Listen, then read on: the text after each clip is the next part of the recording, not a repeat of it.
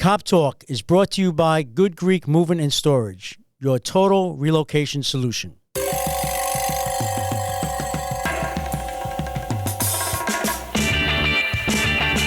This is Cop Talk, talking crime, cases, and backing the blue. Now, here are your hosts, Captain Ed Mehmet and Detective Kevin Schroeder. Hey, Joe Piscopo. I'm on Cop Talk. You see, the guys were going to introduce me, but I want to introduce myself because it's WABC Radio, and I do Sundays with Sinatra. Just last night I was with over there in the studio, but I'm home, so I wanted to I wanted to let everybody know how much I appreciate the New York Police Department. I got my hat on, as you can see, coming from the greatest country in the world, the United States of America. We don't care what they say. We don't care what they're protesting. We support what we believe in. And so with the co-hosts are Joe Diamond, but with respect to his service to this great city, Ed Mamet is actually the host. Thanks, guys. It's just a habit. I got to take over because I just got out of there last night, and I thought I was doing Sundays with Sinatra for a moment. Well, that's just fine. Captain, how are you? That's fine, you taking over. It makes it easier for us. I'm fine. Thank you, Joe. Joe, you've always been a passionate supporter of the cops and veterans and at-risk kids. Speak about how you became so passionate about that. It's interesting. I was, long story short, I was in Hollywood. I was in an earthquake, that 94 Northridge earthquake, and I saw so many people being harmed. My goodness gracious, it was just devastating to watch. People were killed. And I said, well, I didn't know how to get back, because I always say I'm not in the A list or the B list or the wait list in Hollywood, man. And I didn't know how to get back to that community. But I saw the people that got hurt the most were the people needed help the most, and in Los Angeles. So I came back to Jersey and went to Newark, and I met a man by the name of Ray Chambers, who, and everybody knows, we call him St. Raymond in Newark, and he helped build Newark back after the riots and was involved with helping at-risk children, in the stressed areas of Newark. And then, so I went in on the kind of on the direction of Ray, and I was working out at the time.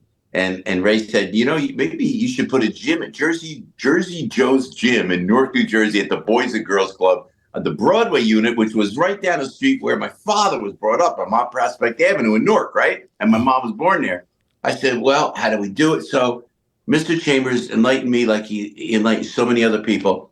And I started giving back. And I saw in these kids, and you know what, Captain? I went to the Newark Detention Center.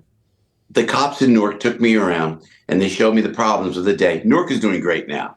Back then, it was the carjacking days. It was tough. And I went to the Newark Detention Center, and I saw a kid in an orange jumpsuit, and he was, he was cuffed and had shackles on his ankles. And he goes, hey, Mr. Piscopo, how are you? Because he knew me from the neighborhood. And I'm going I said, hey, how you doing? I said, how old are you? He's 15 years old. And I said, what are you in here for? And he goes, homicide.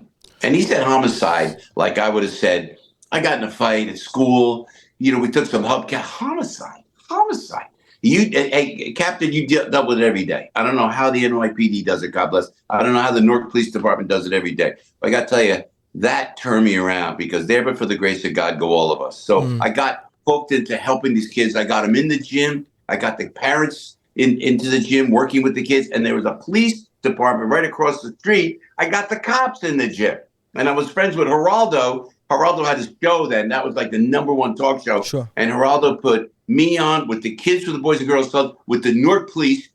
And I'll tell you what, Newark is, I don't know, I was just a little foot soldier, but I was trying. So I saw that you could make a difference, and we can make a difference. So that's what kind of sucked me in when I came back to Jersey. I had some good friends, mentors of mine that enlightened me how to help out the at-risk community.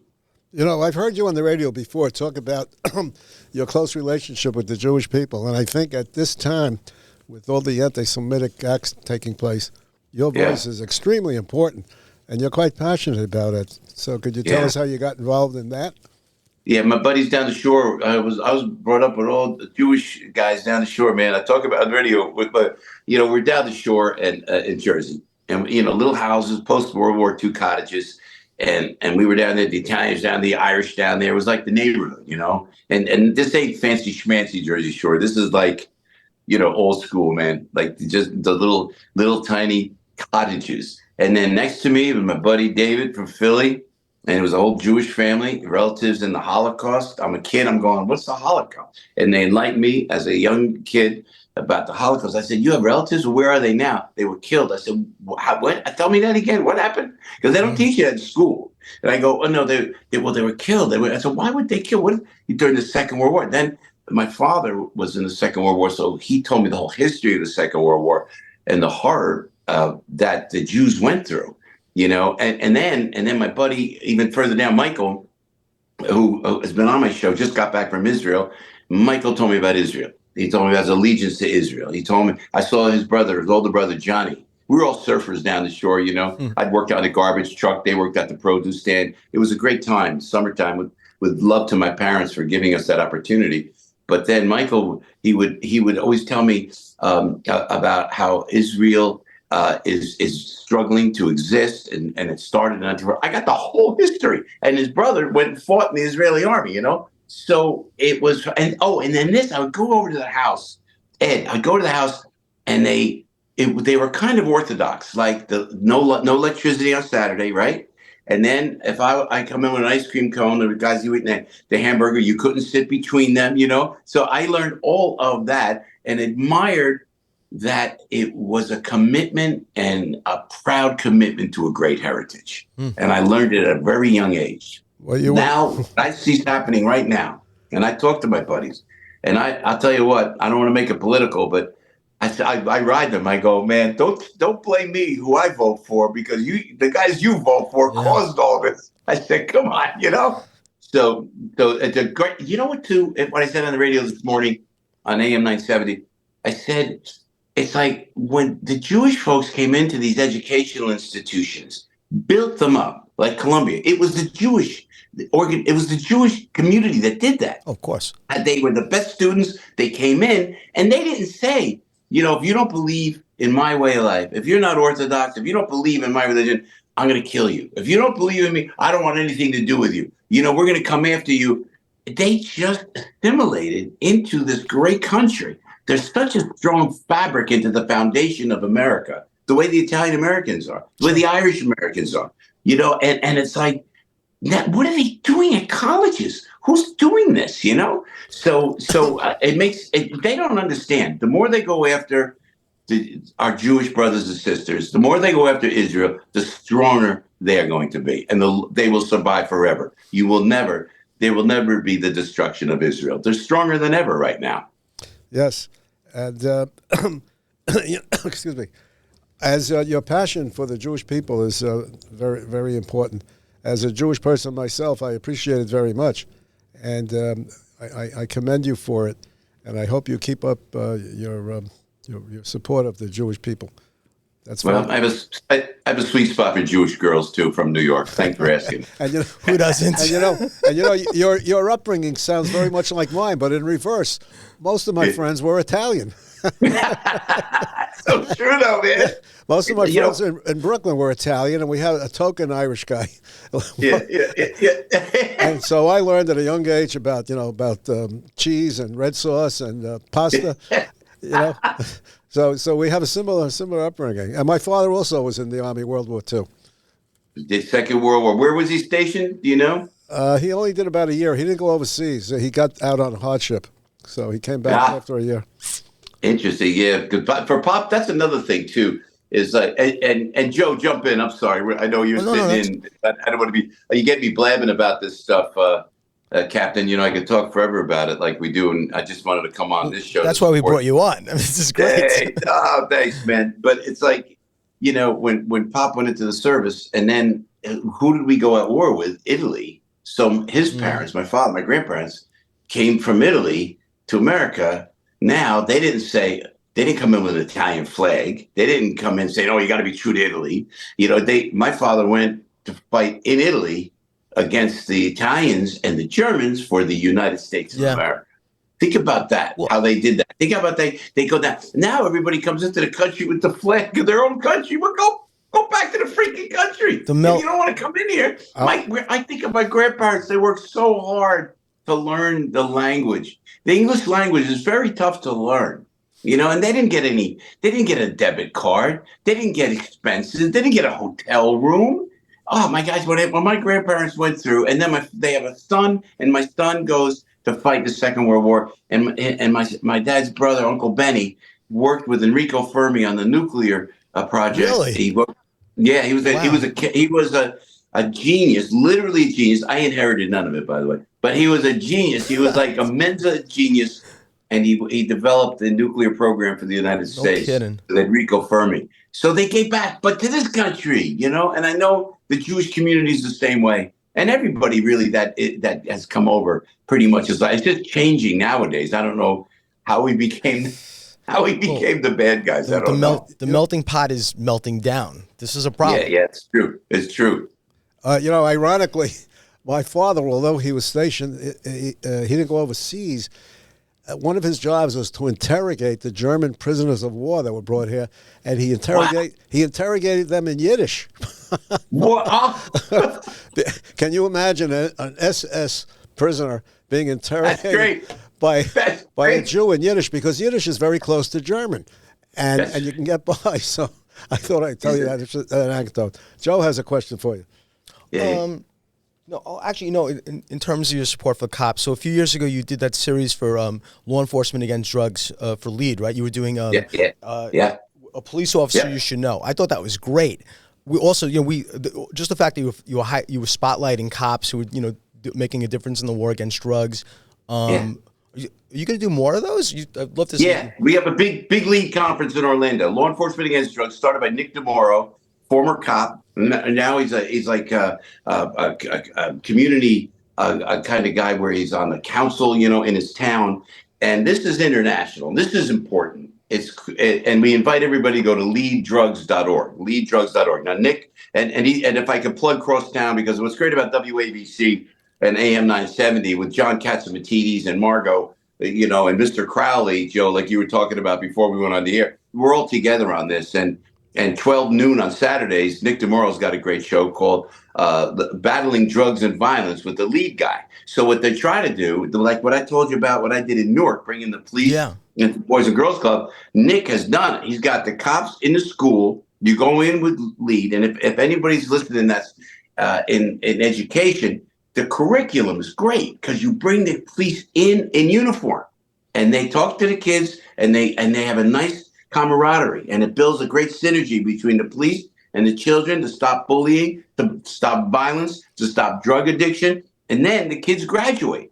So when you graduate, there's a LEAD car with all the decals on it that comes up. They get a certificate. Great organization, international. When I go down, I'll talk to people from the Congo. I was in Vegas with Sergeant Joe Imperatrice from Blue Lives Matter. We know Joe, yeah. Yeah. And we went down to Vegas, Clark County, because the schools needed some help out there. Thank you for mentioning that. Law enforcement against drugs. It should be in every school. It really should. Hey, Joe, on your show, that you've spoken bluntly about the crazy pro-Hamas people and what's going on at Columbia and how the NYPD is dealing with them. Can you tell us more about that, your position?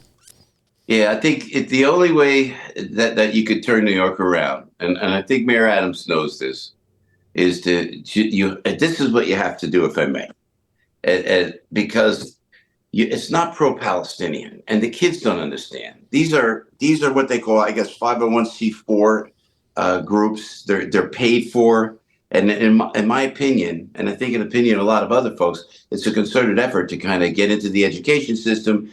It's the Marxist playbook. I mean, does anybody see it? It's the march to the institutions, right? Oh my gosh, it's so obvious, and people and those poor kids, they're like little wimpy kids, and they wear the Palestinian Yasser Arafat makeup. They don't. Do you know what happened on October 7th? There was a second Holocaust. There was a second Holocaust in 2024 in America, in the world. And in Israel, for Hamas to go into Israel like that, to be emboldened to do that is inexcusable. And when they start acting up in New York, I'm telling you, I know how to do it because you know how we did it? I was telling you about how I worked in Newark. I saw how they turned Newark around. The Newark Police Department, stellar organization under Anthony Ambrose at the time, and they have a great relationship with the community. And then I went to Camden after that, when at the time when Camden was the most dangerous city in America. Yeah, and I went in there and we turned Camden around. You can do it. What Mayor Adams, respectfully, because he was a cop, and I got to respect that, agree with him or not. He's got to get us. This is what I'm thinking. Ed, Captain, see a blue behind him, a blanket of 1,000 police officers, men and women from the NYPD, one of the most elite law enforcement agencies in the world. And Eric Adams has to say, these are my men, these are my women. I told them, do what you got to do. Walk away from the microphone. That's what happened in Newark, New Jersey. And, there's always going to be a problem. There's going to be somebody's maybe a little too aggressive. Let the police do what they do. Hand it off to them. The whole city will get back to normal. It's as simple as that. And everybody knows it. They'll call my radio show. The only people that don't know it are those wackos on the city council. No disrespect intended, of course. You mean like Tiffany Caban, our scholar, our Marxist scholar in chief? Yeah. Oh, listen, I wanted to take a quick second to thank Good Greek Moving for sponsoring this podcast. Good Greek Moving and Storage has been named National Mover of the Year and the most referred moving company in the U.S. Spiro Georgiadakis, CEO and founder, was also a police officer, so he knows the importance of safety and the risks of moving. All of his movers are screened and drug tested to ensure your safety. His movers are professionally trained at the Good Greek Academy to learn how to wrap, pack, unpack, load, and unload your precious belongings for a safe trip to your home. Good Greek is your total relocation company that will help you find a home, sell a home, get your insurance, transport your car, take your junk, and move you. They are your one-stop shop of all your relocation needs. Good Greek Moving and Storage is also the official movers of 18 college and major league sports teams in the state of Florida. So whether it is a move across town or across the country, trust America's best mover, Good Greek. Schedule your move today at goodgreek.com. Wait, very good, Joe. Very well done, my virgin on air read. Thank you, Joe. Wait. What's the name of the company again? Listen, we love our advertisers. We love the advertisers. They're keeping us going. So people are watching. They're going to pick this up because these podcasts go everywhere. This is New York. This is New York as New York gets, man. They think it's all glamour and glitz. Not us. Hey, so what? Good Greek? Good Greek Moving, yes. Well, that's because John Catsimatidis owns the station, of course. He's got to get a Greek guy in there. You see a connection there? I don't know, Joe. You think a little bit? So quick things. I know we're going to have to wrap up fast, but favorite Springsteen song of all time? Just changing gears here. Oh, man. Racing in the Streets, maybe? Favorite Sinatra song? Yeah. I hate to say, I got to say Summer Wind. Okay. Forgive me. The best vocal, and the coolest thing was when I went to see Bruce years ago, one of his summer tours, he came out, the lights went down at MetLife Stadium. It might have been before at MetLife, in the old stadium. And who does he put up? He played Frank Sinatra singing The Summer Wind as the East Street Band came out. It was so cool. That was pretty cool. Hey, Joe, Jersey. Joe, getting back to Columbia, I've had a lot of experience with riots. I came into the police department in 1959, so I'm pretty ancient. So I went through the Harlem riots of 1964, the Bedford-Stuyvesant riots of the same year. In March of this is where history repeats. In March of '68, Martin Luther King was assassinated. There was a riot. Yeah. But the following month, in April, I don't know if you recall, but there was a takeover of Columbia University, very much like what's going to happen now if they don't put their foot down. What happened then is it started out like it did today, like the last few days, but the school administration didn't do anything. And the next thing you know, the students took over the entire school. And over a week went by, and then finally they called in the police. And what happened is when the police moved in, one of my close friends was seriously injured. One of the kids jumped out a window, landed on his back, broke his back, and for the rest of his life he suffered terribly, and he recently died. And then the following riots took place during the Vietnam demonstrations. We had them, and then we had the blackout of '77. So I have a lot of experience in that, and I can tell you one thing: the way you deal with these things is a massive show of force. You show up with an intimidating force, and you scare the hell out of them. and you arrest them if you have to and let them spend the night in jail. They'll never do it again. The problem we have now is there's no bail, and this is why they're doing it again. They were arrested the other day. Yeah. They got out and they're back. Yeah. It was tougher for you, and thank you for your service, Captain. We do appreciate that. But I got to tell you, nowadays, back then it was civil rights, and you could almost understand it. I mean, you don't understand the violence ever, but there was a mission. It was civil rights. It was voting rights. Think about that in our lifetime, Ed. Joe, you're younger. I mean, but I remember that, man. And but now you're supporting a terrorist group. And then you know what? And you could do it it's all about if Alvin Bragg and my old friend Tish James, if they just would stop with the obsession of trying to take down politicians and really concentrate on what's happening in the streets, the city would be so much better off. I don't know who these judges are. I don't know who these DAs are. The attorney general. What are they doing? Look at the street. 2 cops killed in Syracuse. 2 cops in Syracuse. And Governor Hochul went up. I haven't heard anything out of the attorney general's office. You really got to make a consequence. To your point, Ed, if there's no consequence, this will continue to happen. I don't know who's directing these people, but I'm telling you, I think you got to get as we know, you got to go to Albany and you got to talk to Stuart Cousins. You got to go to Albany. You got to talk to Carl Hastie. You got to have a consequence for a crime. Otherwise, nothing will settle down in New York. And you know what's scary? Every single person watching this, every single person that listens to my show on AM 970, every single person knows how to stop the problems in New York. Exactly what you just said. And you know what? I don't know why the politicians, they're obsessed with going after political takedowns. They're obsessed with letting criminals back out on the street. I can't believe, no one can believe it. And I'm speaking for millions and millions of Americans. I know it's all common sense. Well, Joe, let me pull back a little bit, like on a more metaphysical level. So you've led a very storied life, and you've lived through history now. You see how politics is changing. Do you ever get the feeling that we're all in some kind of drama that seems to be unfolding? Not necessarily a good one, but we're in something. Yeah, you know what? The drag about doing morning radio, and I love Sid. But shout out to my buddy Sid. Sydney over there does a great show and a great guy. But we do AM 970. 4 hours every morning. You have to layer back the facts. You got to layer back and make sure you triple check. I'm with Al Gattulo and Joe Sibilia and Debbie Duhame over across downtown. And if you got to check it out, as I do that, I'm sad to tell you, this is all concerted effort. It's all concerted effort. And you see it, because if you don't see that, then you really might not be the brightest guy in the block. But I mean, the fact that this guy's in the White House, the fact that you got all law enforcement in New York, not law enforcement, all the judicial system in New York is like abusing law enforcement. The judicial system in New York is broken. And that's what you got to fix. But it's a concerted effort, I think, for power and control. And that, sadly, is all it is.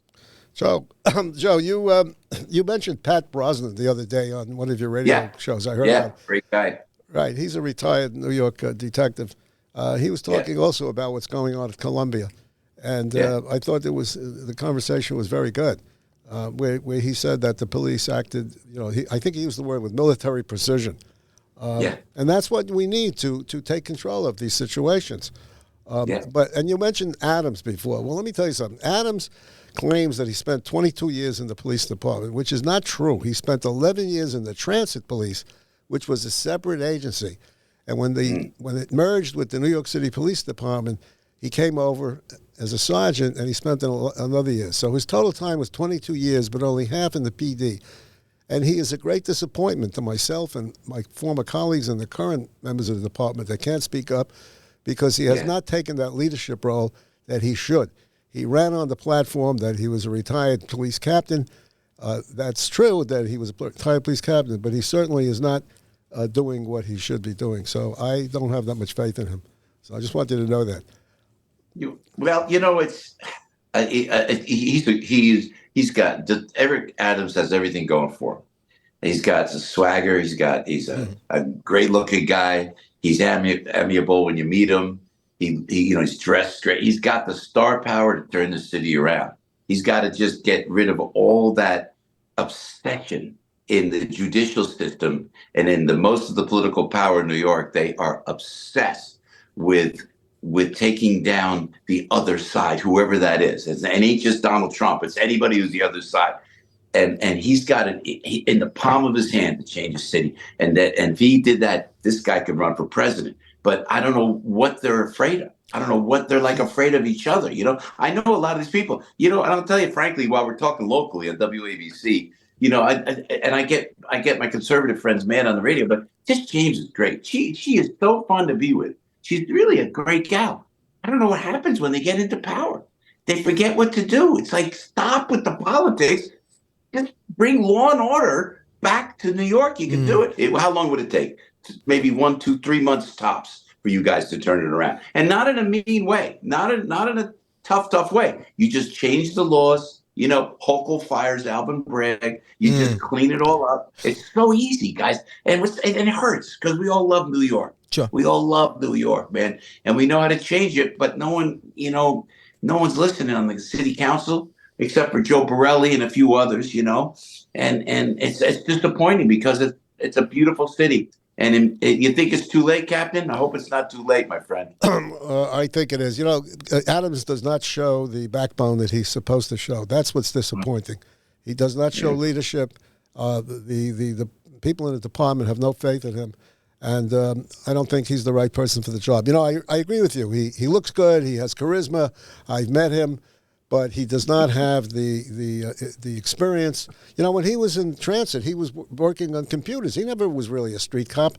And when he came over to the police department, he made a lot of problems. He created this group called 100 Blacks in Law Enforcement, and all they did was attack the police department over racism.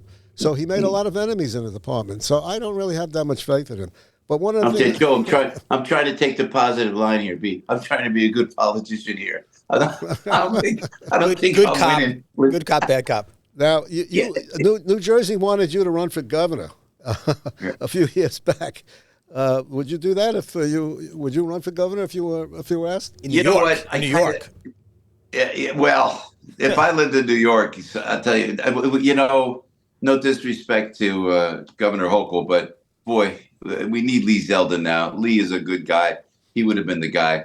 They asked me years ago to run before Governor Murphy went in, and I stepped aside because my poll numbers were great, but I didn't want to, clash with the Republicans. And I'm more an independent. I'm an independent now, and right now you got a lot of good people running in Jersey. But the problem is, I would go in now because I love the state. I would talk about New Jersey. I love the state enough. I love the people. You need people like in New York, you need people who are New Yorkers. In Jersey, you need people who dig the state, understand the state, who are brought up in the state, not who come from outside, and not that this is what happens. When these guys get into office now, I'm an old Democrat. I'm an old Essex County, New Jersey Democrat. Now, it's like they take, what's the mantra? Oh, the wokeness. Girls should let boys into the locker rooms. All these bizarre. There's multiple genders. All those things. It's like, what does the party become? What does the Democratic Party become? So I'd love to go as an independent, just rip it up, go and say what I want, and just deal with it. I really would enjoy that. So you never know. I mean, there's still time. I'm old, but I ain't that old, Captain. Not yet. You got piss and vinegar, man. I mean, like you still have the spirit of Jersey and New York. Coming out of you at full speed. We'll support you. Joe wants to talk to you about your show business career. If you have time. Yeah, but I want to respect your schedule. There's a lot I want to ask you, but I know you got to run. Well, actually, just one quick thing. So, look, you in your life, you've met everybody. Everybody from the suites to the streets. All walks of life. Who's the single most memorable person out of all these people you've met? Like, who stands out the most over the span of the decades? Yeah, clearly Frank Sinatra. Okay.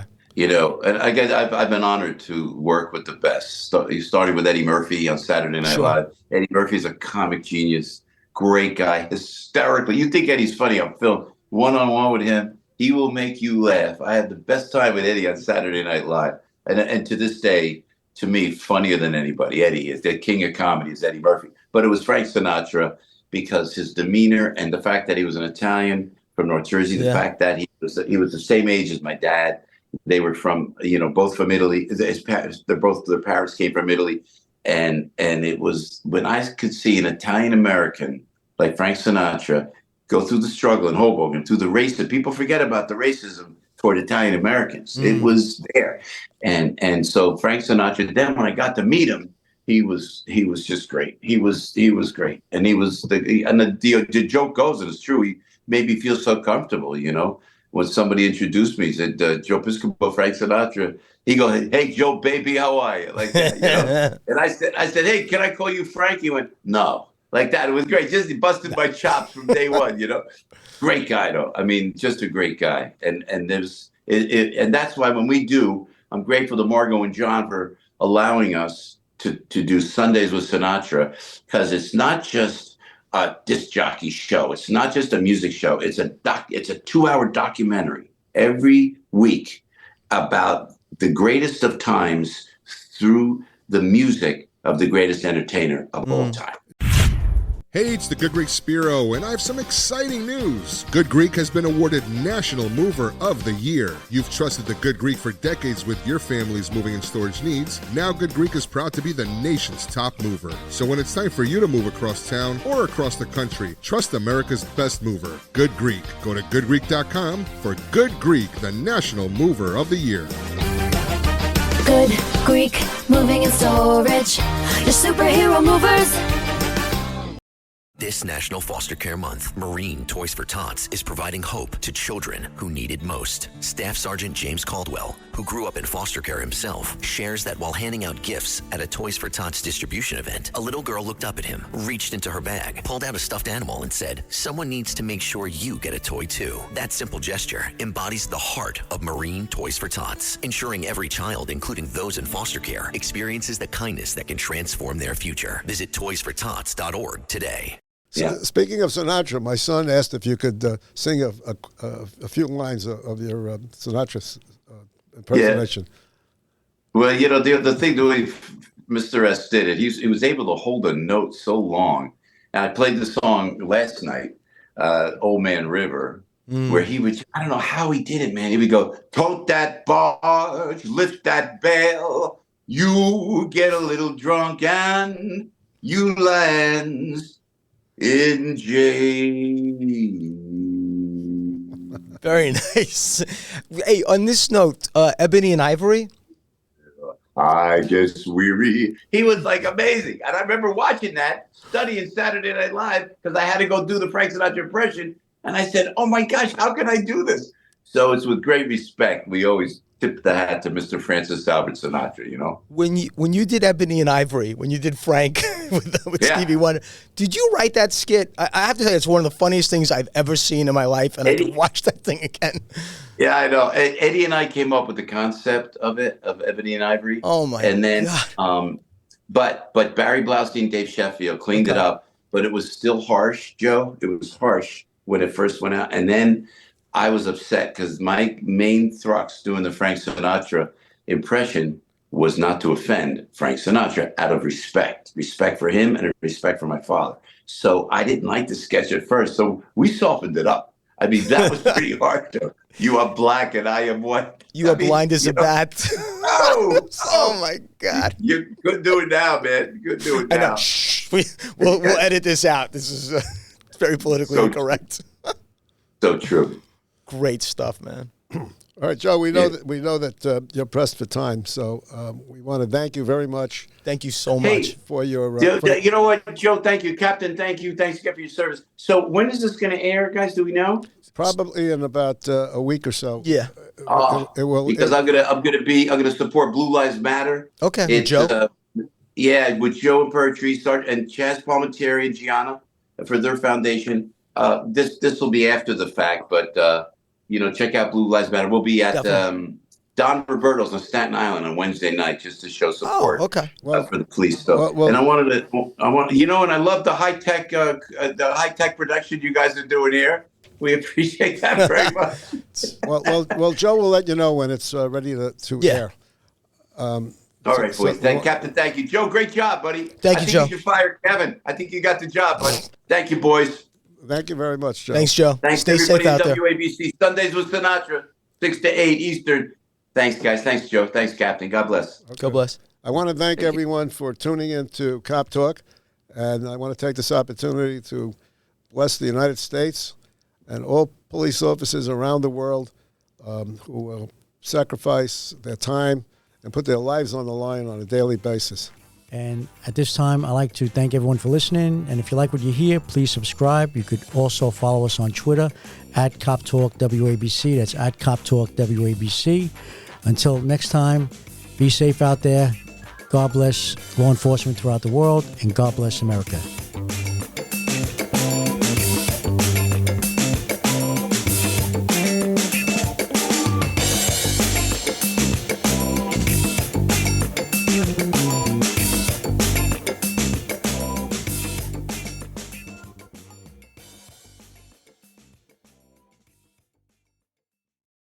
Hello, folks. Larry Kudlow here. Pay attention, because China is leading the largest anti-American alliance since World War II. One that's already dumped U.S. bonds, grabbed 43 million acres of our farmland, and is plotting to dethrone the dollar. That's why IRA and 401k savers are protecting their savings with gold. Please go to freegoldguide.com/Kudlow or just call 800-621-3908 for your free gold guide on how to protect your wealth with gold 100% tax-free.